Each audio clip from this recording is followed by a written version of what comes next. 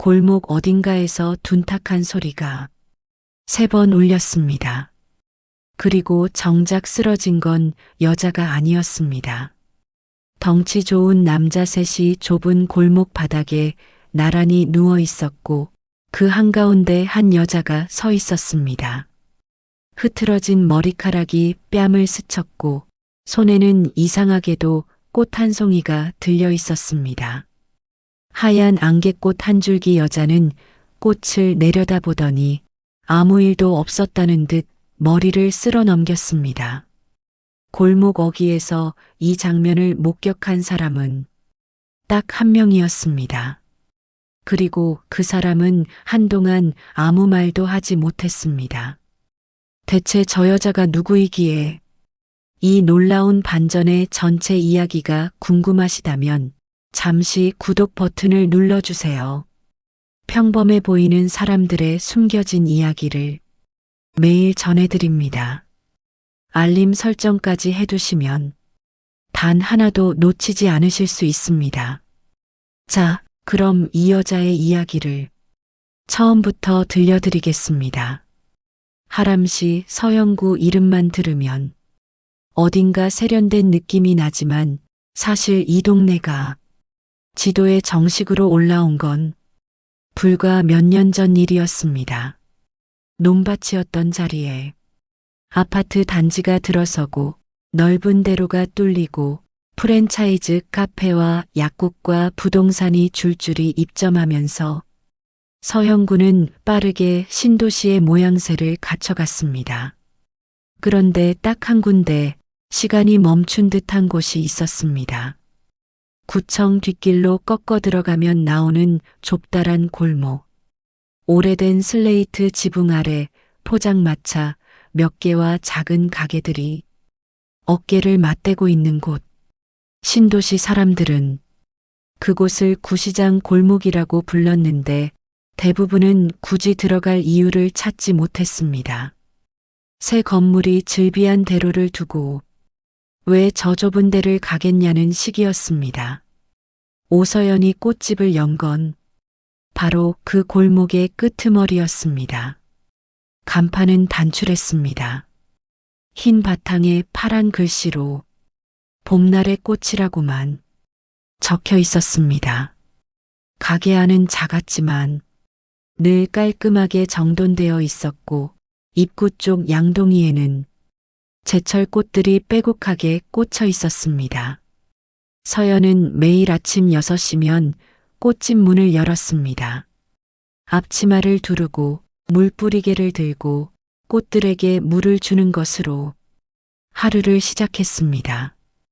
동네 사람들은 금세 그녀를 알아봤습니다. 예쁘고 조용하고 착한 꽃집 사장님 말수가 많지 않아서 처음엔 좀 어색한가 싶었는데 한번 웃으면 얼굴 전체가 환해지는 사람이었습니다. 손님이 꽃을 고르는데 오래 걸려도 절대 재촉하는 법이 없었고 어르신들이 꽃값을 깎아달라고 하면 가져가세요 하고 그냥 쥐어드리기도 했습니다. 어떻게 장사가 되겠냐 싶었지만 신기하게도 봄날의 꽃은 조용히 단골을 늘려갔습니다.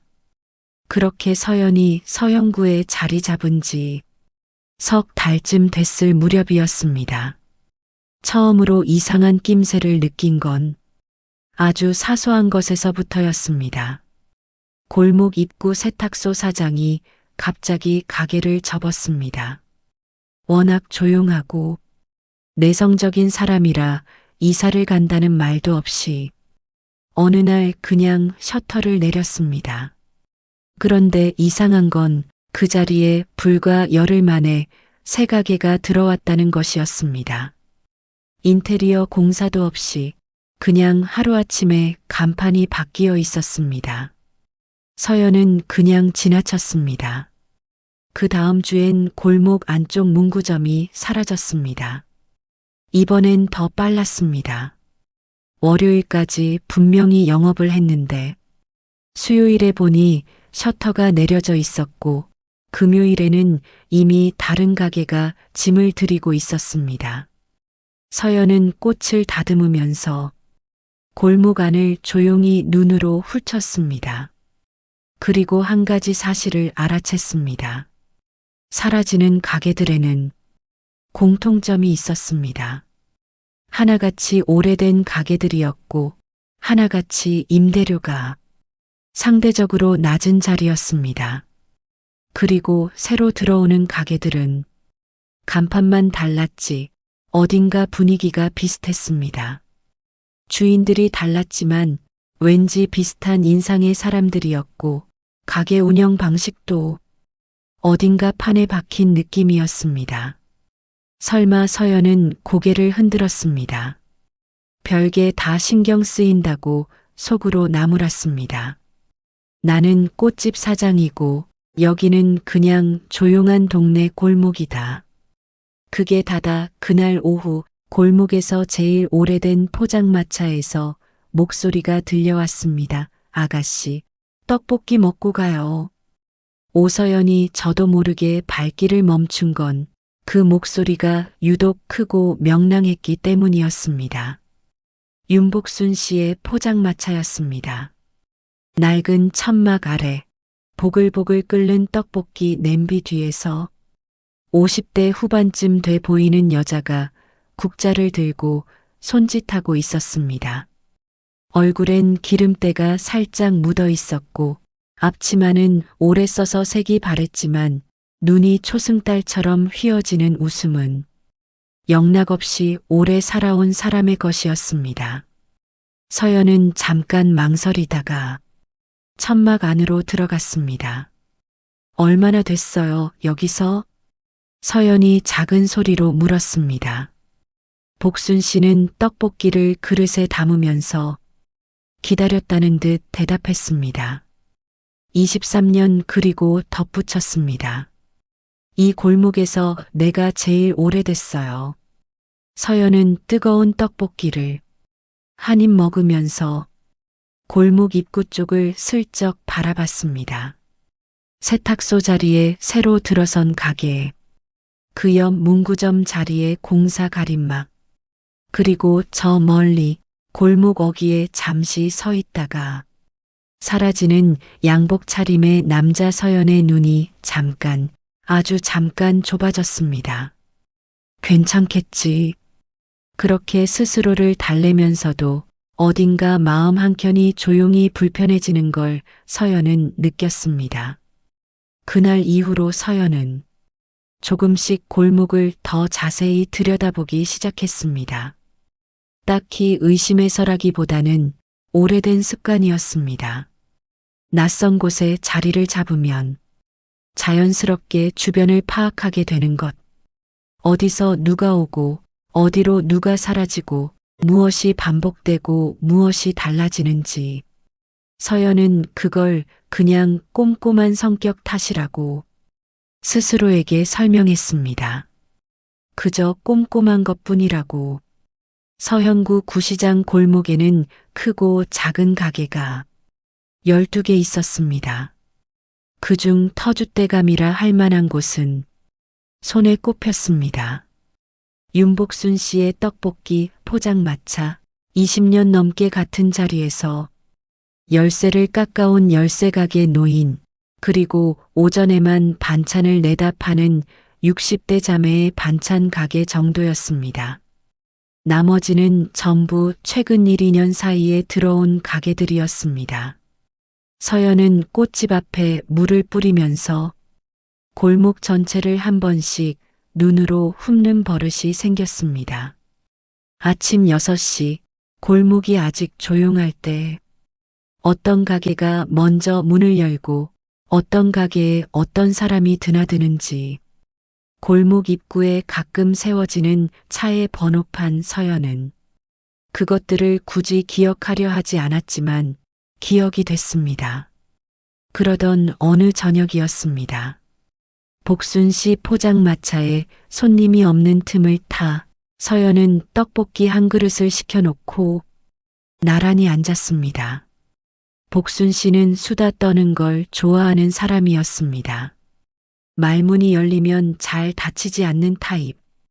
그게 서연에게는 오히려 편했습니다.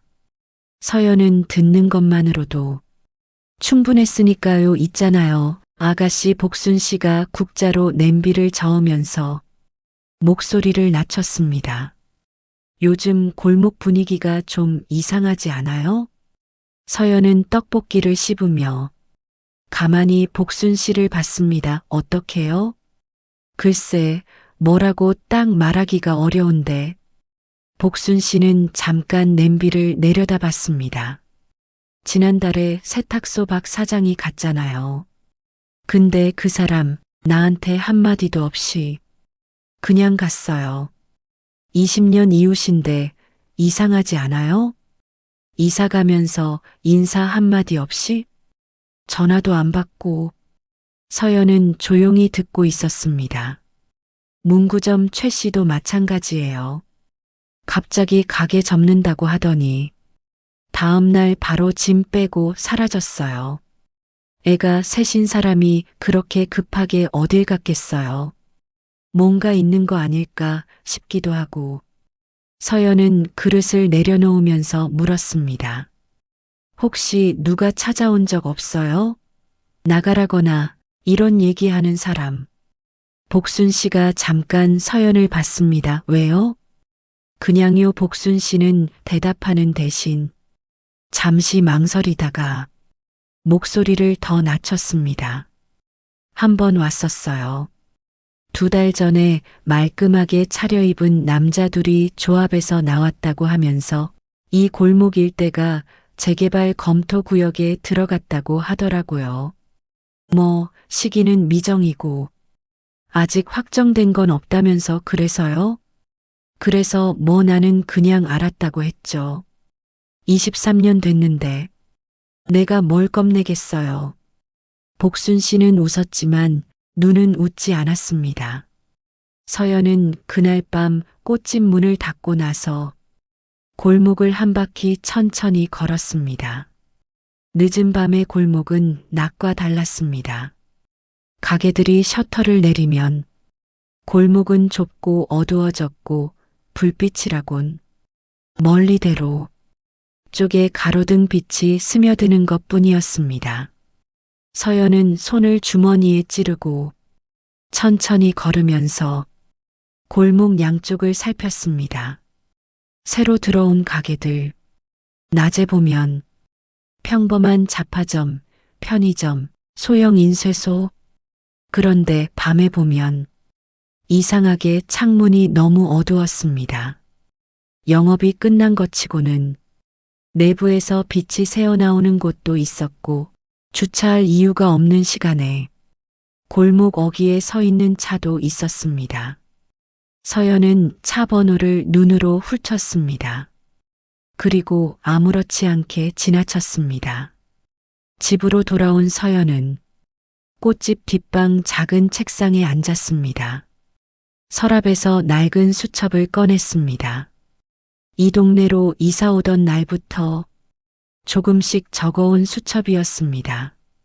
날짜와 함께 짧은 메모들이 빼곡했습니다. 가게 이름, 번호판 일부, 드나든. 사람의 특징. 서연은 오늘 본 차 번호를 적었습니다.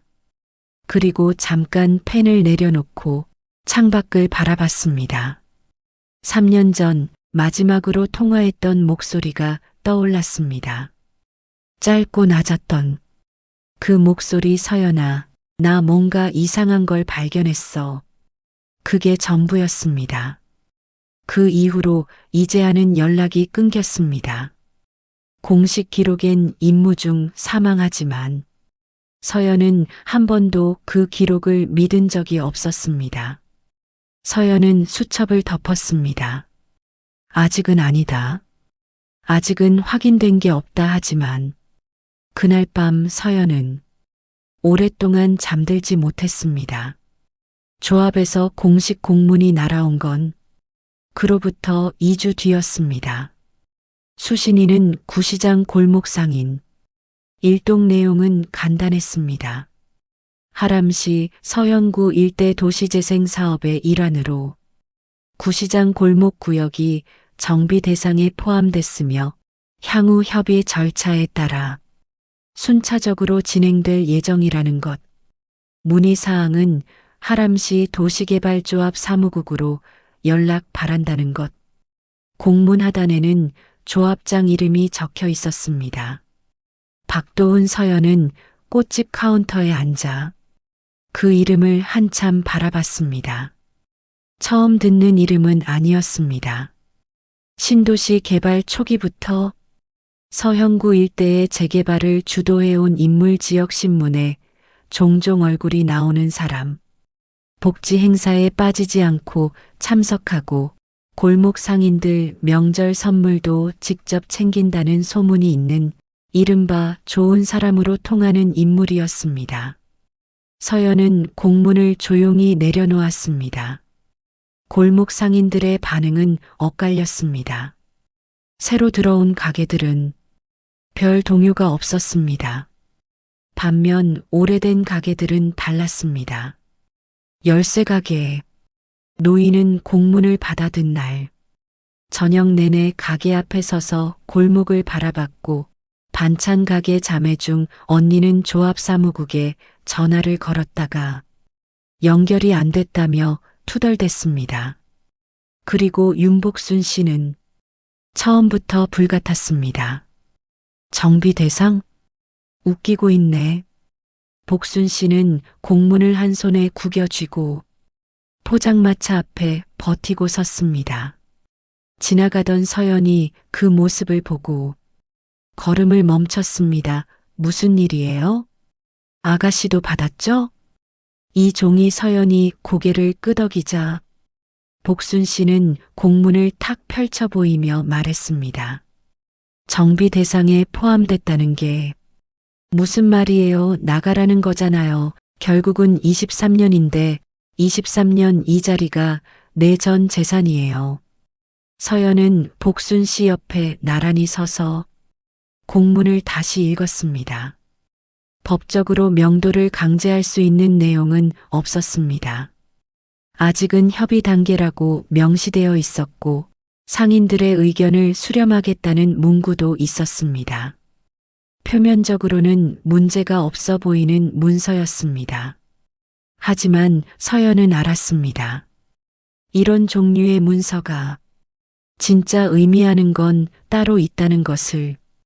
며칠이 지나지 않아 골목에 낯선 얼굴들이 나타나기 시작했습니다. 처음엔 2명이었습니다. 깔끔한 점퍼 차림에 서류 가방을 든 남자들이 가게마다 들어가 짧게 이야기를 나누고 나왔습니다. 건물 상태 점검이라고 했습니다. 혹시 건물 노후화로 불편한 점이 있으면 조합에서 도움을 드릴 수 있다고 친절한 말투로 설명했습니다. 서연의 꽃집에도 들어왔습니다. 두 남자 중 한 명이 가게를 천천히 둘러보면서 말했습니다. 가게 여신 지 얼마 안 됐죠? 이 골목이 곧 정비구역으로 확정되면 임차인분들도 이주비 지원을 받을 수 있어요.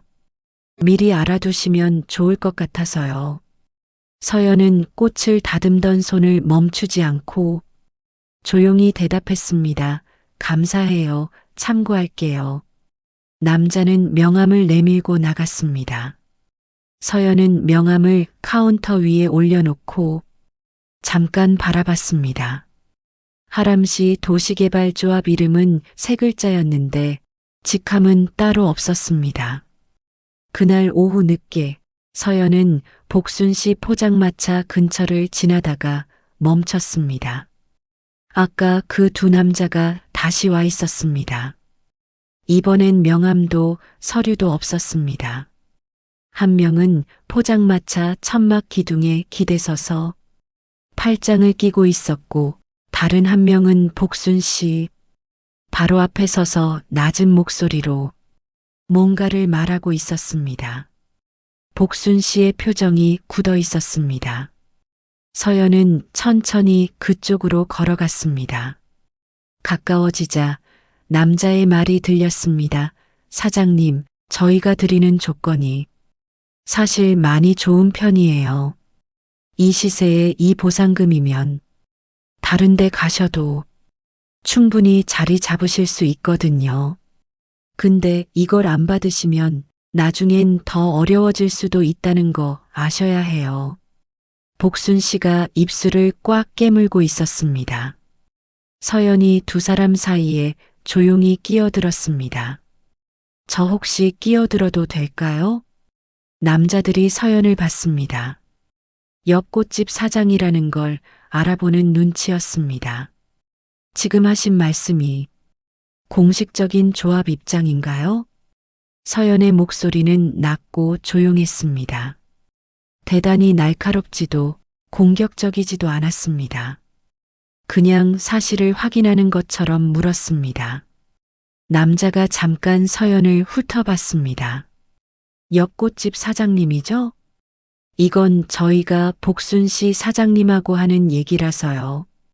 그렇군요. 서연은 고개를 끄덕이며 복순 씨 옆에 나란히 섰습니다. 그럼 저도 옆에 있어도 되죠? 복순 씨가 싫다고 안 하시면요. 복순 씨가 서연을 힐끔 봤습니다. 그리고 짧게 말했습니다. 있어요.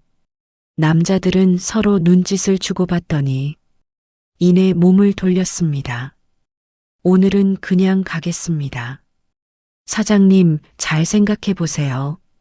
그들이 골목 어귀로 사라지자 복순 씨가 한숨을 길게 내쉬었습니다. 아가씨, 괜히 엮이는 거 아니에요? 서연은 복순 씨를 보며 조용히 웃었습니다. 엮인 게 아니라 제가 끼어든 거예요. 복순 씨는 한참 서연을 바라보다가 뭔가 더 하려던 말을 삼키고 그냥 국자를 다시 들었습니다. 그날 저녁 서연은 꽃집 문을 닫으면서 골목 어귀를 바라봤습니다. 아까 그 남자들이 타고 온 차가 여전히 골목 밖에 세워져 있었습니다. 시동이 꺼진 채로 안에 사람이 있는지는 어두워서 보이지 않았습니다. 서연은 셔터를 내리면서 생각했습니다. 이제 시작이구나. 그 이후로 골목의 공기가 달라졌습니다. 눈에 띄게 뭔가 바뀐 건 아니었습니다. 가게들은 여전히 문을 열었고 사람들은 오고 갔고 복순 씨의 포장마차에서는 여전히 매운 냄새가 골목을 가득 채웠습니다. 하지만 뭔가 팽팽한 것이 골목 안에 감돌기 시작했습니다. 말로 설명하기 어려운 그러나 오래 살아온 사람이라면 분명히 느낄 수 있는 종류의 긴장감이었습니다. 조합 측 남자들은 이틀에 한 번꼴로 골목에 나타났습니다. 매번 같은 방식이었습니다.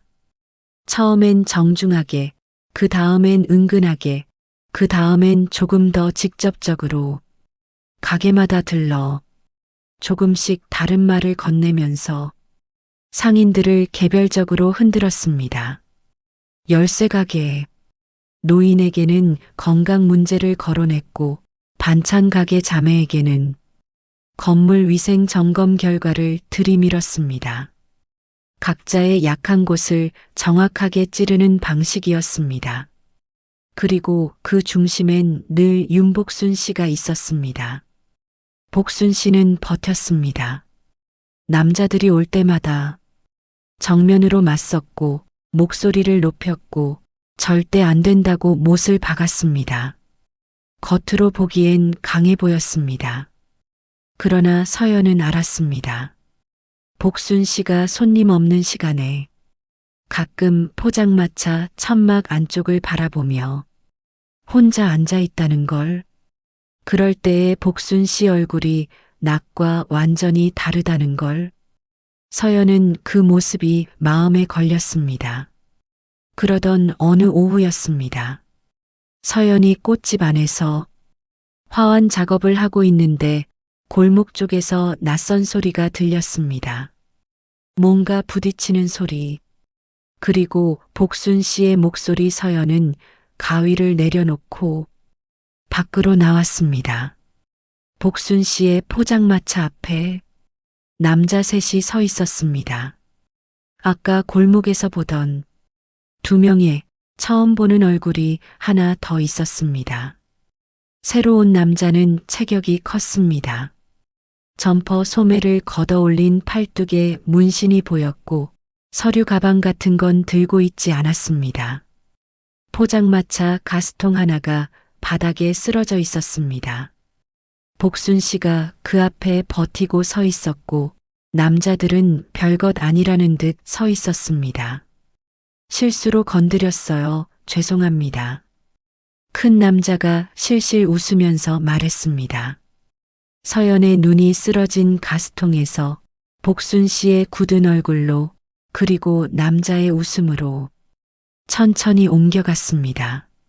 실수 그 한마디가 골목 안에 떠 있었습니다. 서연은 복순 씨 곁으로 걸어갔습니다. 복순 씨 괜찮아요?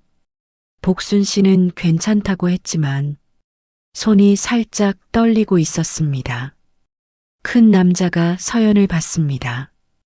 위아래로 훑는 눈빛이었습니다. 옆 꽃집이죠? 자꾸 끼시네. 서연은 대답하지 않았습니다. 그냥 남자를 봤습니다. 저희는 그냥 사장님하고 얘기하러 온 거예요. 꽃집 사장님이 나설 일은 아닌 것 같은데 복순 씨가 싫다고 하시면 나설 일이 맞아요.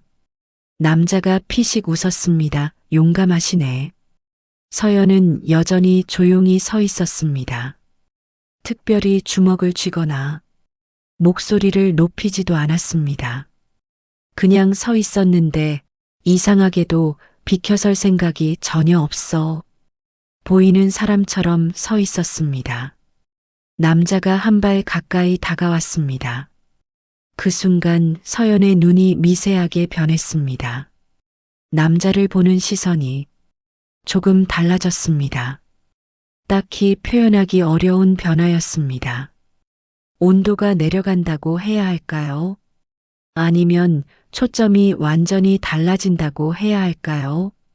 어쨌든 그 순간 남자는 한 발짝 더 나아가려다가 멈췄습니다. 왜 멈췄는지 남자 자신도 설명하기 어려웠을 것입니다. 뒤에 서 있던 남자 하나가 낮게 말했습니다. 오늘은 그냥 가자. 셋은 말없이 골목을 빠져나갔습니다. 복순 씨가 쓰러진 가스통을 일으키면서 혀를 찼습니다. 저 인간들, 이제 아예 건달을 데려오네. 서연은 남자들이 사라진 골목, 어귀를 바라보면서 입술을 가볍게 깨물었습니다. 등급이 올라가고 있었습니다. 처음엔 말로, 그 다음엔 압박으로, 이제는 몸을 쓰는 사람까지. 이건 단순히 재개발 협의가 아니었습니다. 누군가 이 골목을 빠르게 비우고 싶어 하고 있었습니다. 그것도 아주 조급하게. 왜 조급할까? 서연은 그날 밤 수첩에 새로운 메모를 적었습니다. 박도훈 하람시 도시개발조합, 서현구 구시장 골목 조급함의 이유, 그리고 그 아래 오래전부터 적어온 이름 하나를 다시 바라봤습니다. 이제야 두 개의 이름이 같은 페이지에 있었습니다. 아직은 아무런 선도 이어져 있지 않았습니다. 하지만 서연의 가슴 어딘가에서 조용하고 차가운 무언가가 천천히 깨어나고 있었습니다. 오래 잠들어 있던 것이었습니다. 한계는 생각보다 빨리 왔습니다. 조합 측은 더 이상 낮에만 오지 않았습니다. 어느 날 밤 복순 씨가 포장마차 문을 닫고 혼자 정리를 하고 있는데 남자 넷이 나타났습니다. 아는 얼굴도 있었고 처음 보는 얼굴도 있었습니다. 그들은 복순 씨의 포장마차를 빙 둘러쌌습니다. 그리고 이번엔 서류도 명함도 정중한 말투도 없었습니다. 사장님, 마지막으로 말씀드리는 거예요. 체격 좋은 남자가 천막 기둥을 손바닥으로 탁 쳤습니다. 이번 주 안에 결정 안 하시면 저희도 다른 방법을 써야 해요. 복순 씨는 떨지 않으려고 안간힘을 썼습니다. 이 자리를 지키겠다고 아무것도 안 판다고 목소리를 높여 말했습니다. 그러나 남자 넷에게 혼자 둘러싸인 밤 골목에서 목소리는 생각만큼 크게 나오지 않았습니다. 그때 골목 안쪽에서 발소리가 들렸습니다. 오서연이었습니다. 꽃집 불을 끄고 나오다가 목소리를 들은 것이었습니다. 서연은 상황을 한눈에 파악하고 천천히 걸어왔습니다. 남자들이 서연을 봤습니다. 체격 좋은 남자가 피식 웃었습니다. 또 나오셨네, 꽃집 사장님. 오늘은 좀 위험할 수도 있는데. 서연은 대답하지 않았습니다. 복순 씨 곁으로 걸어가 나란히 섰습니다. 그리고 남자들을 한 명씩 천천히 바라봤습니다. 넷 위치, 간격, 서 있는 자세 서연의 눈이 조용하고 빠르게 움직였습니다. 돌아가세요. 서연의 목소리는 낮았습니다. 감정이 없는 것처럼 들렸습니다. 남자들은 서로 눈을 마주치며 피식거렸습니다. 꽃집 사장님이 참 겁이 없으시네. 혼자서 돌아가세요. 같은 말이었습니다. 그러나 두 번째는 뭔가 달랐습니다. 음량이 달라진 게 아니었습니다. 온도가 달랐습니다. 듣는 사람의 등골에 무언가 스치고 지나가는 것 같은 그런 목소리였습니다. 남자 하나가 서연 쪽으로 성큼 다가왔습니다. 그 다음은 너무 빨랐습니다. 서연이 움직였습니다. 다가오는 남자의 손목을 잡아 비틀었습니다. 그 흐름 그대로 남자의 몸을 옆으로 꺾어 골목벽에 밀착시켰습니다. 소리는 거의 나지 않았습니다. 남자가 신음을 삼키며 무릎을 꿇었습니다. 순식간이었습니다. 눈 깜짝할 사이에 벌어진 일이었습니다. 나머지 셋이 굳었습니다. 복순 씨도 굳었습니다. 서연은 남자를 놓아주고 천천히 몸을 돌렸습니다. 흐트러진 것 하나 없었습니다. 숨이 가빠지지도 표정이 변하지도 않았습니다. 마치 꽃을 다듬다가 잠깐 자리를 옮긴 사람처럼 그렇게 돌아섰습니다. 남자 둘이 동시에 달려들었습니다. 서연은 왼쪽으로 한 발 비켰습니다. 달려드는 남자의 팔이 허공을 가르는 순간 서연의 팔꿈치가 남자의 명치를 정확하게 찔렀습니다. 남자가 앞으로 꺾이는 것과 동시에 서연의 발이 다른 남자의 무릎 뒤를 쳤습니다. 두 번째 남자가 균형을 잃고 바닥에 손을 짚었습니다. 서 있는 사람은 남자 한 명뿐이었습니다. 그 남자는 움직이지 않았습니다. 서연이 그를 봤습니다. 남자는 입을 벌린 채로 서연과 바닥에 쓰러진 자기 동료들을 번갈아 봤습니다. 그리고 천천히 뒤로 물러났습니다. 쓰러진 남자들을 끌다시피 해서 골목 어귀로 사라졌습니다. 골목이 조용해졌습니다. 복순 씨는 한동안 아무 말도 하지 못했습니다. 그저 서연을 바라봤습니다. 수십 년을 시장 바닥에서 살아온 사람이었습니다. 별의별 사람을 다 봤습니다. 그러나 이런 건 처음이었습니다.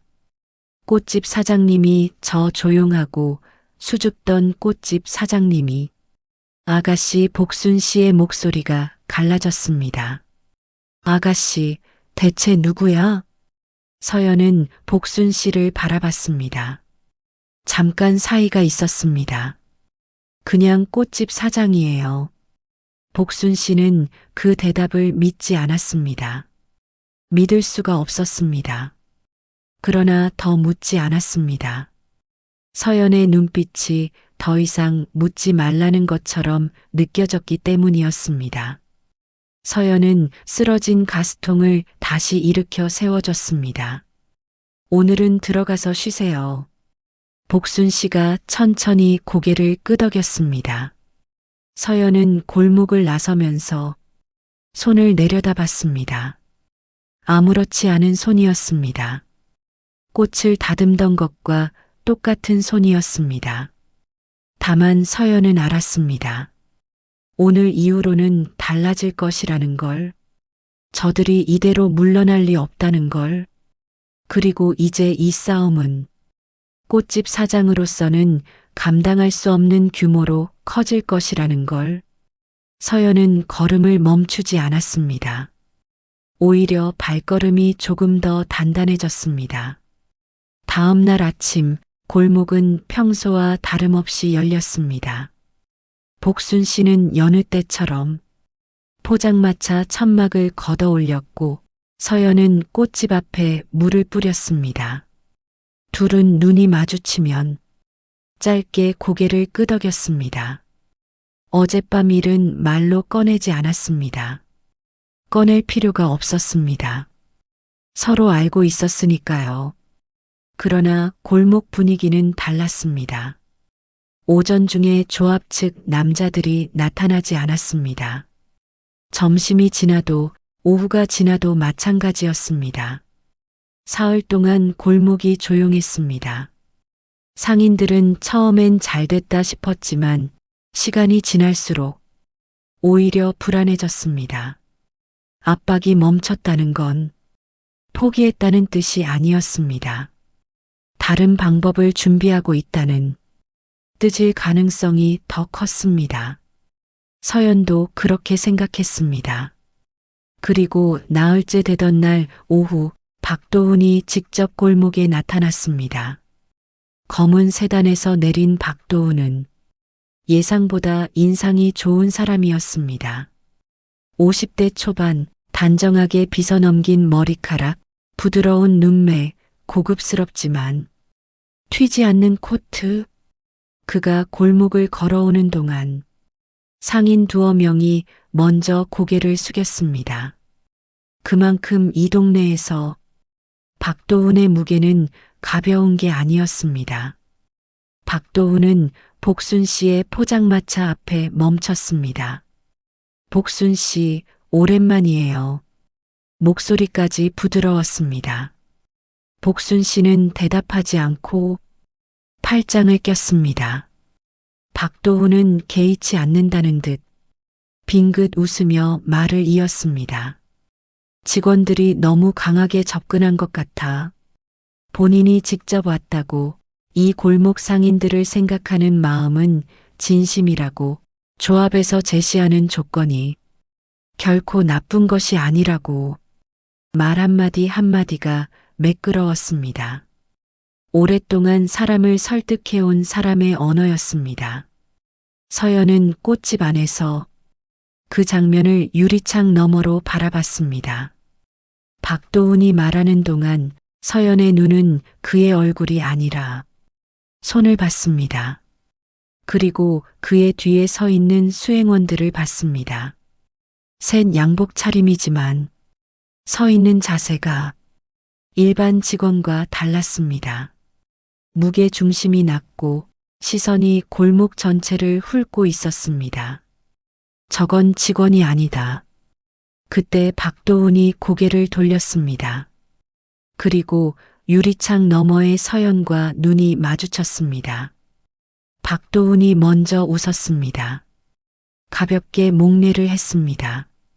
서연도 짧게 고개를 끄덕였습니다. 잠시 후 박도훈이 꽃집으로 들어왔습니다. 꽃집 사장님이시죠? 저 박도훈입니다. 알아요. 서연은 꽃을 다듬으면서 대답했습니다. 박도훈은 가게 안을 천천히 둘러봤습니다. 꽃들을 보는 척했지만 실제로는 서연을 살피고 있었습니다. 그것도 서연은 알았습니다. 여기 오신 지 얼마 됐어요? 석 달 됐어요. 좋은 자리 잡으셨네요.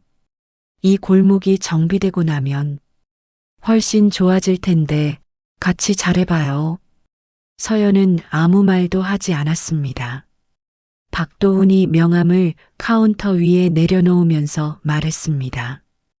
혹시 불편한 게 있으시면 저한테 직접 연락 주세요. 직원들한테 맡기면 가끔 과하게 되는 경우가 있어서. 서연은 명함을 내려다봤습니다. 그리고 조용히 물었습니다. 며칠 전에 밤에 온 분들도 직원들이에요? 박도훈의 눈이 잠깐 멈췄습니다. 아주 짧은 순간이었습니다. 100명 중 99명은 알아채지 못했을 것입니다. 그러나 서연은 봤습니다. 그 눈 안에서 무언가가 달라지는 것을. 박도훈은 곧 다시 웃었습니다. 그런 일이 있었어요? 제가 알아볼게요. 정말 죄송합니다. 서연은 고개를 끄덕였습니다. 박도훈이 꽃집을 나갔습니다. 서연은 그가 세단에 타는 것을 창문 너머로 바라봤습니다. 차가 골목을 빠져나갈 때까지 시선을 거두지 않았습니다. 그날 밤이었습니다. 서연은 꽃집 뒷방에 앉아 노트북을 열었습니다. 박도훈 하람시 도시개발조합 서형구 재개발 사업 검색어를 하나씩 넣어가며 공개된 자료들을 훑었습니다. 지역 신문 기사, 조합 공시 자료, 부동산 개발 이력. 그리고 2시간쯤 지났을 때 서연의 손이 멈췄습니다. 조합 설립 초기 자금 출처 서류상으로는 정상적인 투자였습니다. 그러나 자금이 흘러온 경로가 이상했습니다. 페이퍼 컴퍼니를 거쳐 들어온 돈. 그 페이퍼 컴퍼니의 실소유주를 추적하면 나오는 이름들. 서연은 그 이름 중 하나에서 손가락이 멈추는 걸 느꼈습니다. 아는 이름이었습니다.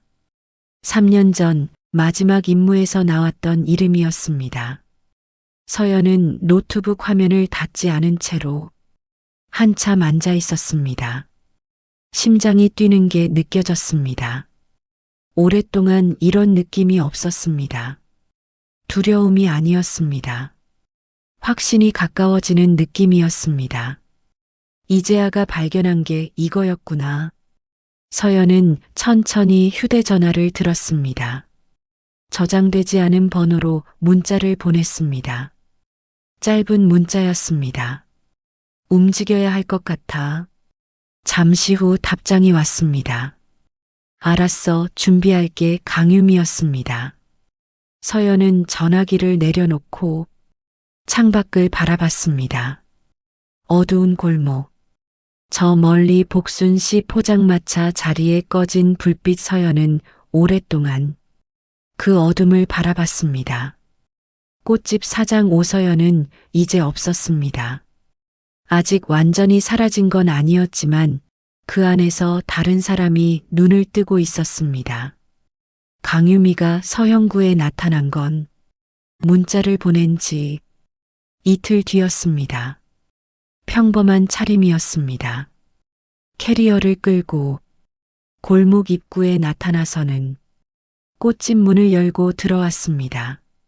마치 오랜 지인을 방문하는 사람처럼 자연스러웠습니다. 서연은 아무 말 없이 뒷방으로 안내했습니다. 문이 닫히자 유미가 먼저 말했습니다. 얼마나 됐어? 3달. 혼자서? 응. 유미는 캐리어를 열었습니다. 안에는 옷가지 대신 노트북과 외장하드 그리고 서류 묶음이 들어 있었습니다. 내가 찾은 것들이야. 박도훈 관련 서연은 서류를 펼쳤습니다. 유미가 지난 몇 달간 추적한 내용이었습니다. 하람시 도시개발조합의 실제 자금 흐름. 표면적으로는 합법적인 부동산 개발 사업이었지만 그 안을 들여다보면 달랐습니다. 조합 명의로 들어온 투자금의 상당 부분이 해외 유령 법인을 거쳐 세탁된 돈이었습니다. 출처를 거슬러 올라가면 국내 몇몇 불법 도박 사이트와 사채 조직으로 이어졌습니다. 박도훈은 개발 사업을 명분으로 더러운 돈을 깨끗하게 만들고 있었습니다. 그리고 그 과정에서 반드시 필요한 것이 있었습니다. 개발 예정지의 기존 상인들을 빠르게 비워내는 것.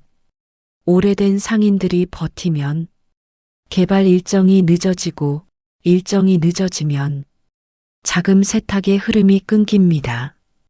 조합 측이 그토록 조급했던 이유가 바로 그것이었습니다. 서연은 서류를 읽으면서 한 장 한 장 넘겼습니다. 그리고 중간쯤에서 손이 멈췄습니다. 유미가 조용히 말했습니다. 찾았어. 재하 관련 서연은 고개를 들었습니다. 유미가 서류 한 장을 꺼내 서연 앞에 놓았습니다. 3년 전 날짜가 찍힌 내부 문건이었습니다. 당시 서연과 이재하가 수행하던 임무의 주변부 자료였습니다. 그 임무는 표면적으로 국내 불법 자금 이동 경로 추적이었습니다. 그런데 그 추적선상에 나왔던 이름 중 하나가 지금 서연이 손에 쥔 서류에도 있었습니다. 같은 이름이었습니다. 3년 전에도 지금도 서연의 손이 미세하게 떨렸습니다. 재하가 이걸 먼저 발견한 거야. 유미가 고개를 끄덕였습니다. 그리고 사흘 뒤에 사라졌지. 서연은 문건을 내려놓았습니다. 눈을 감았습니다. 3년이었습니다. 3년 동안 사망 처리된 동료의 이름을 혼자 붙들고 있었습니다. 아무도 믿어주지 않았습니다. 조직에서는 서연이 충격으로 현실을 받아들이지 못하는 거라고 했습니다. 그래서 서연은 혼자 나왔습니다. 조용히 꽃집을 열고 이 동네에 들어왔습니다. 그리고 지금 재하가 발견했던 그 실마리가 서연의 손 안에 있었습니다. 재하는 어디 있어? 유미가 잠깐 망설였습니다. 아직 몰라. 근데 유미는 서류, 맨 마지막 장을 꺼냈습니다. 이 건물 알아? 사진이었습니다. 서영구 외곽, 아직 개발이 덜 된 구역에 있는 창고형 건물이었습니다. 조합 명의로 등록된 건물이었지만 공식적인 용도 기록이 없었습니다. 여기서 최근까지 사람 출입이 있었어. 그것도 한두 명이 아니라. 서연은 사진을 오래 바라봤습니다. 그날 밤 두 사람은 각자 움직였습니다. 유미는 외부에서 조합의 자금 흐름을 마저 정리했고 서연은 혼자 그 건물 주변을 둘러봤습니다. 멀리서 걷는 척하며 골목 고양이를 보는 척하며 건물 주변 동선과 출입구, 창문 위치를 머릿속에 새겼습니다. 한 가지는 분명했습니다. 이 건물엔 뭔가 있었습니다. 새벽에 돌아오는 길에 서연은 복순씨 포장마차 앞을 지났습니다. 닫힌 천막 아래 오래된 가스통과 빛바랜 간판. 23년을 지켜온 자리였습니다. 서연은 잠깐 걸음을 멈췄습니다. 이 골목을 비워야 하는 이유가 자금 세탁 때문이라면 복순 씨는 단순히 재개발에 걸린 게 아니었습니다. 더러운 돈의 흐름을 지키기 위해 밀려나야 하는 사람이었습니다. 서연은 천막을 한번 바라봤습니다.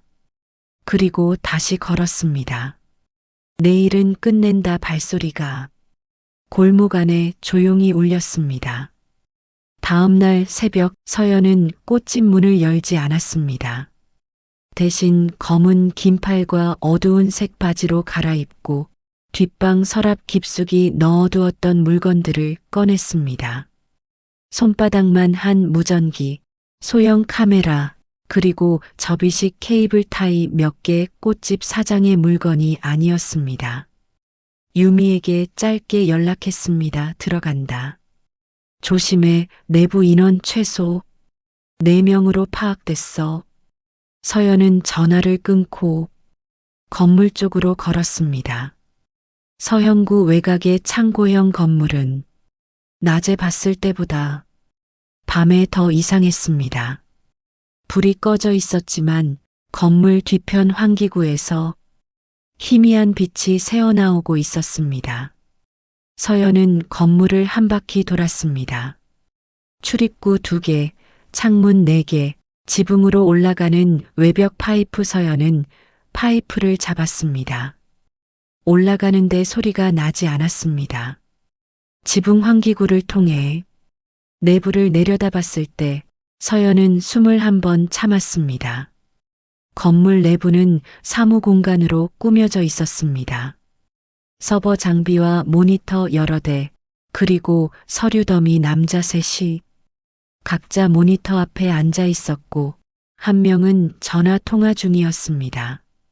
그리고 건물 안쪽 별도로 나뉜 공간의 철제 의자에 한 남자가 앉아 있었습니다. 수염이 덥수룩하고 몸이 많이 야윈 남자였습니다. 그러나 서연은 알았습니다. 이재하였습니다. 서연의 눈이 잠깐 감겼다 열렸습니다. 살아 있었습니다. 3년이었는데 3년 동안 이 안에 있었는지는 몰랐지만 지금 이 순간 살아서 그 자리에 앉아 있었습니다. 서연은 감정을 눌렀습니다. 지금은 아니다. 환기구 덮개를 조용히 열고 내려갔습니다. 이후의 일은 짧고 조용했습니다.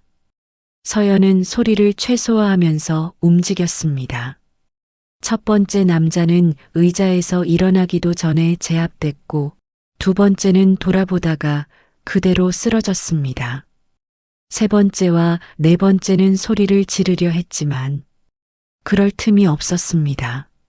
4분이 채 걸리지 않았습니다.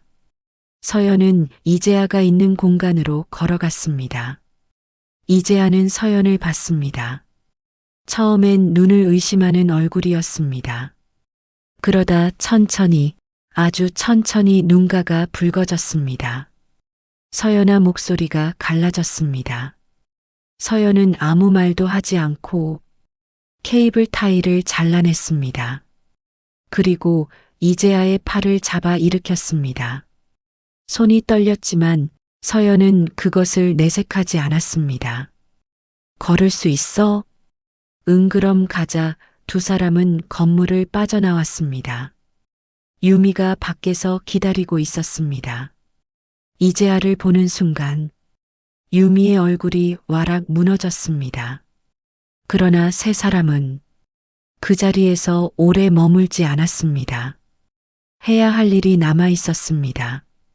서연이 건물 안에서 확보한 서버와 서류들은 그날 밤 유미를 통해 외부로 넘어갔습니다.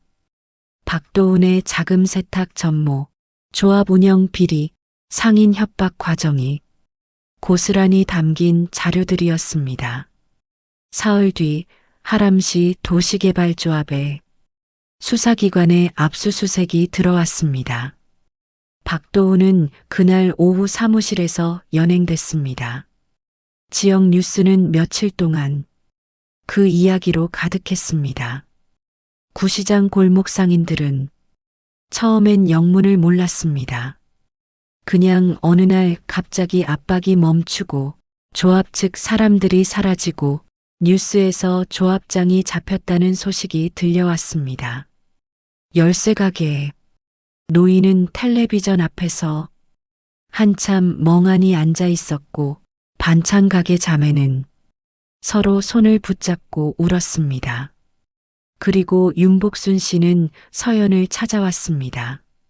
꽃집 문이 며칠째 닫혀 있다가 다시 열린 날 아침이었습니다. 복순 씨는 떡볶이 한 그릇을 들고 꽃집 앞에 나타났습니다. 서연은 문을 열다가 복순 씨와 눈이 마주쳤습니다.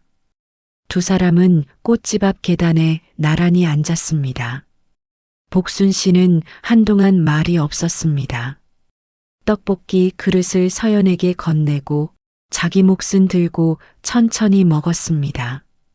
골목에 아침 햇살이 비스듬히 들어오고 있었습니다.